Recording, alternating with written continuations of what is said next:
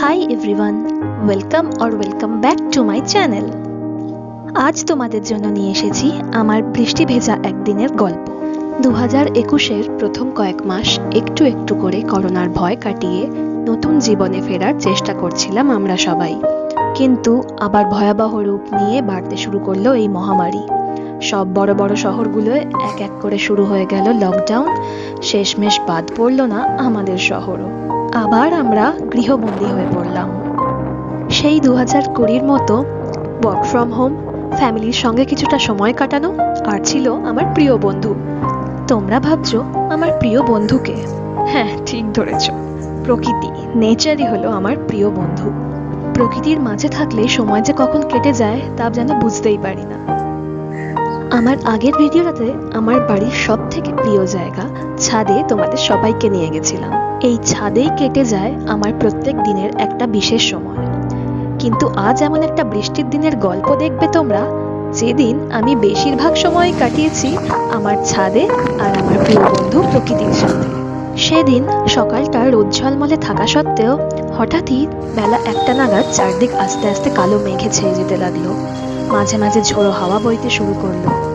গরমের দাবদাহ যেন কোথায় ভ্যানিশ হয়ে গেল। ঠান্ডা হাওয়া বইতে শুরু করেছিল। পড়া ছেড়ে নিচের ঘর থেকে উঠে এলাম ছাদে। বাড়ির পিছনে থাকা আম গাছের ডালপালাগুলো হাওয়ায় ভীষণ দুলছিল। ভাবলাম এই বোধহয় আমগুলো ঝরে পড়লো। ঠান্ডা হাওয়ায় ছাদের সব গাছগুলোও দুলছিল। মনে হচ্ছিল ওরা আকাশের দিকে হাত বাড়িয়ে বৃষ্টিকে ডাকছে। আর তারপরেই মেঘের গর্জনের সাথে শুরু হয়ে গেল বৃষ্টি। কখনো ঝিরঝির করে, আবার কখনো ঝমঝমিয়ে। আমি চিলেকোঠার ঘরে বসে জানলা দিয়ে মেঘেদের ভেসে চলা দেখতে লাগলাম আর শুনতে লাগলাম বৃষ্টির টাপুর টুপুর।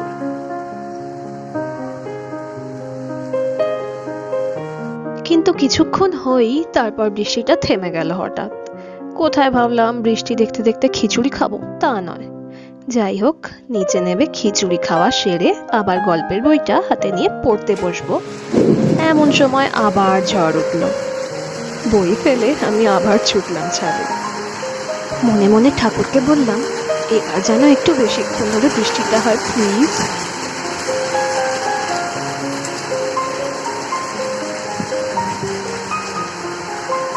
গ্রীষ্মের কড়া রোদে গাছগুলো সব ঝলসে গেছিল।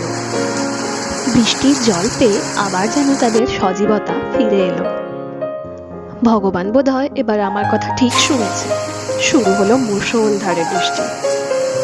ছাদে কিছুক্ষণ কাটিয়ে ঘরে এসে গল্পের বইতে ডুব দিলাম। সারা দুপুর বৃষ্টি হয়েই চলল। পাগলের মতো হাওয়াও বইছিল, আর তার সাথে মেঘেদের গর্জন।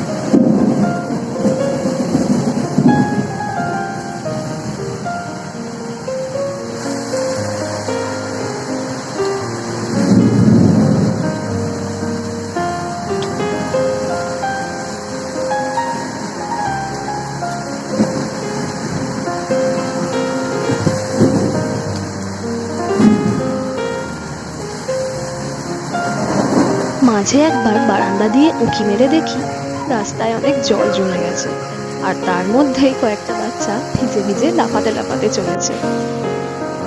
মনে পড়ে যায় কিছু ছোটবেলার কথা। এরকম বৃষ্টির দিনে যখন জল জমতো, বাড়ির সামনে কাগজের নৌকা ভাসাতাম।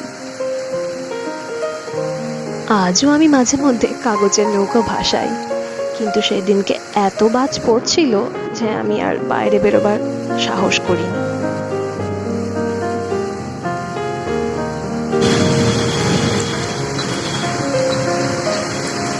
বিকেল 4টে নাগাদ বৃষ্টি থামলো। বারান্দা দিয়ে উঁকি মারলাম রাস্তায়। চারদিকে এক অন্য রকম নিস্তব্ধতা। দেখি রাস্তা তো পুরো ভেনিস হয়ে গেছে। আবার আমি পৌঁছে গেলাম ছাদে। কিছু সাদা আর কিছু কালো মেঘ ভেসেই চলেছে, কিন্তু চারিদিকটা ধুয়ে মুছে যেন পরিষ্কার হয়ে গেছে। গাছগুলো আরো সবুজ হয়ে উঠেছে। ঠান্ডা হাওয়ায় নেচে উঠছে যেন।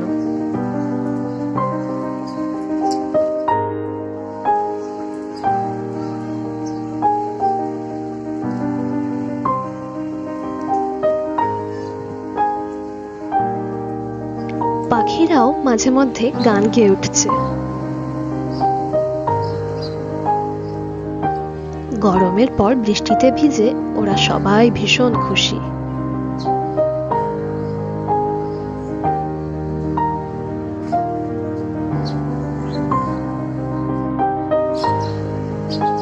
বিকালে রাস্তায় কিছু লোকজনও বেরিয়ে পড়েছে দেখলাম। ওই হাঁটু জল ভেঙে চলেছে যে যার গন্তব্যে। আমি আবার ব্যস্ত হয়ে পড়লাম ফুলেদের সাথে গল্প করার জন্য। ফুলগুলো বৃষ্টিতে স্নান করে সতেজ হয়ে উঠেছে।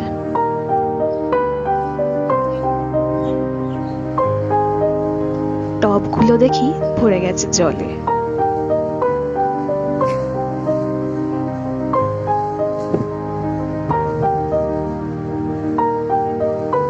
পাখির দলকে দেখতে পেলাম পাশের ফ্ল্যাটের ছাদে।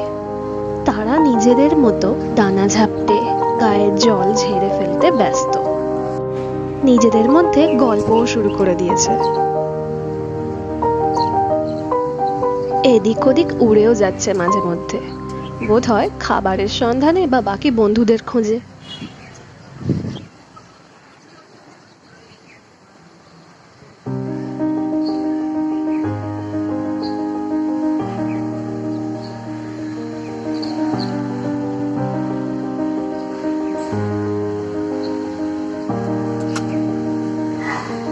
আমিও একটু ঘুরে বেড়াতে লাগলাম। হঠাৎ দেখা হলো এই ছোট্ট বন্ধুর সাথে।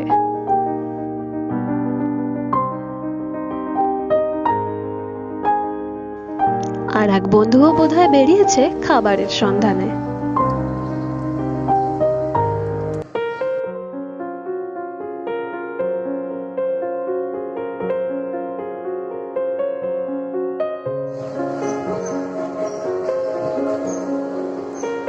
এবার একটু খিদে পেল, পেট পুজোর জন্য তরমুজ নিয়ে হাজির হলাম। প্রকৃতির ক্ষণে ক্ষণে পরিবর্তন দেখতে দেখতে খেতে লাগলাম তরমুজ।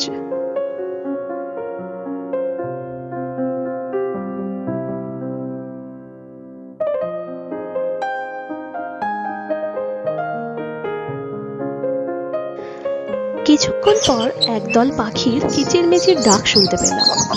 দেখি দুটো পাখি আমাদের ছাদেই বসে গল্প করছে। আওয়াজ শুনে মনে হচ্ছিল আজ ওরা খুব খুশি। বৃষ্টি স্নাত শান্ত প্রকৃতি ওদের মনে যেমন আনন্দ সৃষ্টি করেছে, ওদের আনন্দ দেখে আমি তার থেকেও বেশি খুশি হয়েছি।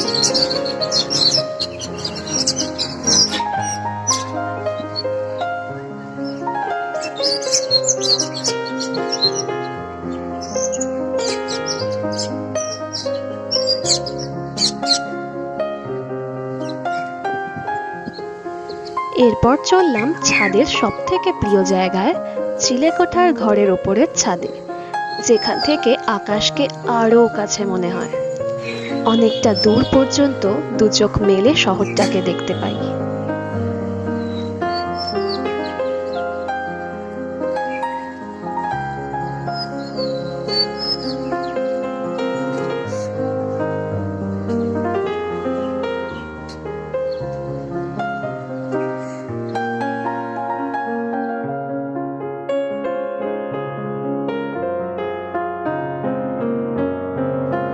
ধীরে ধীরে সন্ধে নেমে আসতে থাকলো।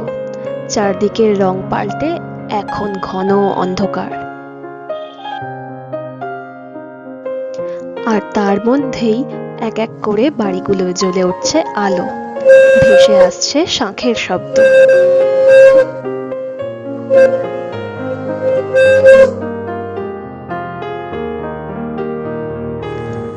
রাস্তায় আলো জ্বলে উঠেছে, তখনও অনেক জল জমে।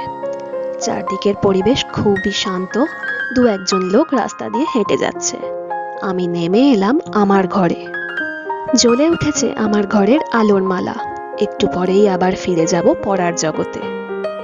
তার আগে সারাদিনের রেকর্ড করা মুহূর্তগুলোকে ফোনে আরো একবার দেখতে লাগলাম। এত সুন্দর একটা বর্ষার দিন আমাকে উপহার দেওয়ার জন্য ভগবানকে ধন্যবাদ জানালাম। আমার ভিডিওটা যদি তোমাদের ভালো লেগে থাকে, যদি সবার মনে এতটুকু আনন্দ সৃষ্টি করতে পারে, তাহলে আমার আরও ভালো লাগবে। ভিডিওটা ভালো লাগলে লাইক অ্যান্ড শেয়ার করো, আর আরও অনেক সুন্দর সুন্দর ভিডিওর জন্য সাবস্ক্রাইব বাটনে ক্লিক করতে ভুলো না কিন্তু। নিচে কমেন্ট সেকশনে গিয়ে জানিও কেমন লাগলো তোমাদের। আবার দেখা হবে পরের ভিডিওতে। ততক্ষণ stay safe, healthy and happy.